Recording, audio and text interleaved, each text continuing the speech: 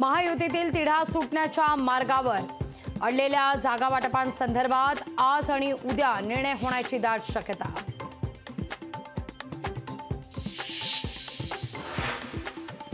राष्ट्रवादी शरद पवार भिवंडीच्या मोबदल्यात सातारा काँग्रेसला देण्याची चिन्ह।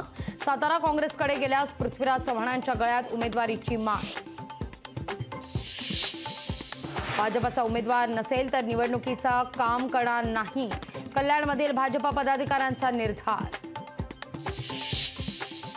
श्रीकांत शिंदेंना उमेदवारी मिळाली नाही तर राजकीय संन्यास घेईल, रामदास कदमांची भीष्म प्रतिज्ञा। भ्रष्टाचाराचे आरोप असणाऱ्यांनी भाजपमध्ये यावं, अन्यथा तुरुंगाचे दरवाजे खुले, केंद्रीय राज्यमंत्री रामदास आठवले यांचं वादग्रस्त वक्तव्य। पत्रकार परिषदेत खेकडा दाखवल्याप्रकरणी रोहित पवार यांच्या अडचणी मांडण्याची चिन्ह। पेटाकडून रोहित पवारांची निवडणूक आयोगाकडे तक्रार। ऐन निवडणुकीत शरद पवारांचा दुष्काळ दौरा। 8 एप्रिलला पुणे जिल्ह्यातील पुरंदर आणि बारामती तालुक्याचा करणार दौरा। मराठा समाजातील 43% महिला मोलमजुरी करतायत तर बालविवाहाचं प्रमाण 13%वर। कोर्टात मागासवर्ग आयोगाच्या सर्वेक्षणाचे निष्कर्ष सरकारनं केले सादर। तंत्रज्ञान क्षेत्रातील कंपन्यांमध्ये पुन्हा नोकर कपातीचे संकट। ॲपल कंपनी 600 कर्मचाऱ्यांना नारळ। चंद्रपूरमध्ये महायुतीच्या उमेदवारांचा प्रचार रथ हाकलणाऱ्यांवर गुन्हा दाखल। आर्णी तालुक्यातील बारभाई गावात ग्रामस्थांनी प्रचाराच्या रथाला केला होता विरोध।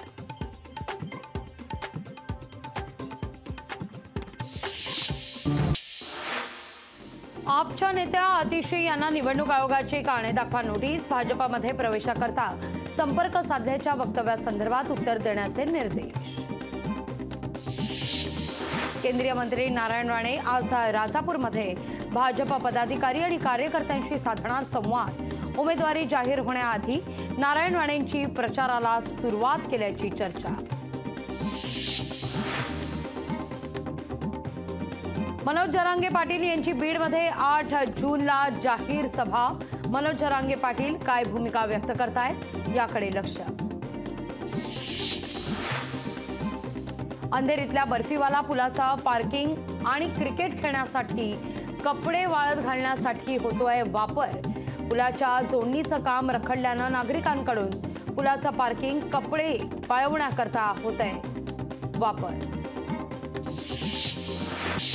कोरोना काळात पॅरोलवर सुटलेल्या 5,900 कैद्यांपैकी 5,300 कैदी परतलेच नाहीत। मुंबई हायकोर्टाचे कैद्यांना परत बोलावण्याचे जेल प्रशासनाला आदेश।